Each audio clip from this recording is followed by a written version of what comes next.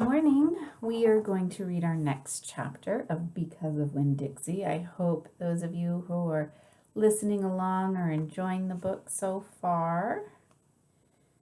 So, Winn Dixie has a new home. We're going to find out what happens next. Chapter 3. I started in on Winn Dixie right away, trying to clean him up. First, I gave him a bath. I used the garden hose and some baby shampoo. He stood still for it, but I could tell he didn't like it. He looked insulted, and the whole time he didn't show me his teeth or wag his tail once. After he was all washed and dried, I brushed him good. I used my own hairbrush and worked real hard at all the knots and patches of fur stuck together. He didn't mind being brushed. He wiggled his back like it felt pretty good. The whole time I was working on him, I was talking to him, and he listened. I told him how we were alike. "See," I said, "you don't have any family. Neither do I.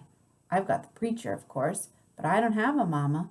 I have one, but I don't know where she is. She left when I was 3 years old. I can't hardly remember her, and I bet you don't remember your mama much either. So we're almost like our orphans."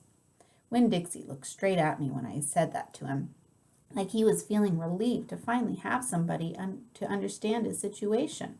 I nodded my head at him and went on talking. "I don't even have any friends because I had to leave them behind when we moved here from Whatley. Whatley's up North Florida. Have you ever been to North Florida?" Winn Dixie looked down at the ground like he was trying to remember if he had. "You know what?" I said. "Ever since we moved here, I've been thinking about my mama extra hard. More than I ever did when I was in Whatley." Winn Dixie twitched his ears and raised his eyebrows. "I think the preacher thinks about my mama all the time, too. He's still in love with her. I know that because I heard the ladies at church in Whatley talking about him. They said he's still hoping she'll come back. But he doesn't tell me that.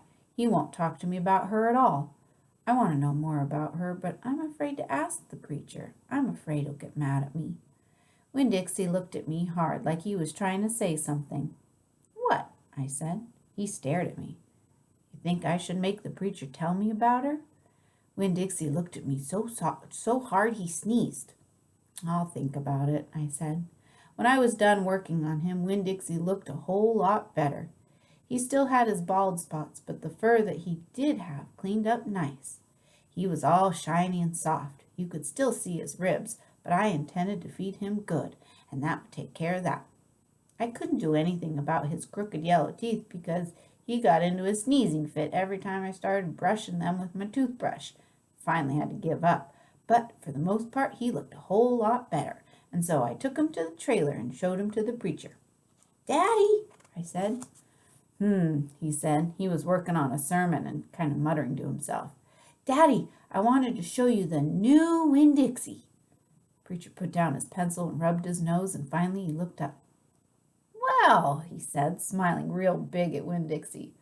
"Well, now don't you look handsome?" Winn Dixie smiled back at the preacher. He went over and put his head in the preacher's lap. "He smells nice, too," said the preacher. He rubbed Winn Dixie's head and looked into his eyes. "Daddy," I said real quick before I lost all my nerve, "I've been talking to Winn Dixie." "Is that right?" the preacher said, and he scratched Winn Dixie's head. "I've been talking to him, and he agreed with me that since I'm 10 years old, you should tell me 10 things about my mama. Just 10 things, that's all." The preacher stopped rubbing Winn Dixie's head and held real still. I could see him thinking about pulling his head back into his shell. "1 thing for each year I've been alive," I told him. "Please?" Winn Dixie looked up at the preacher and kind of gave him a nudge with his nose. The preacher sighed.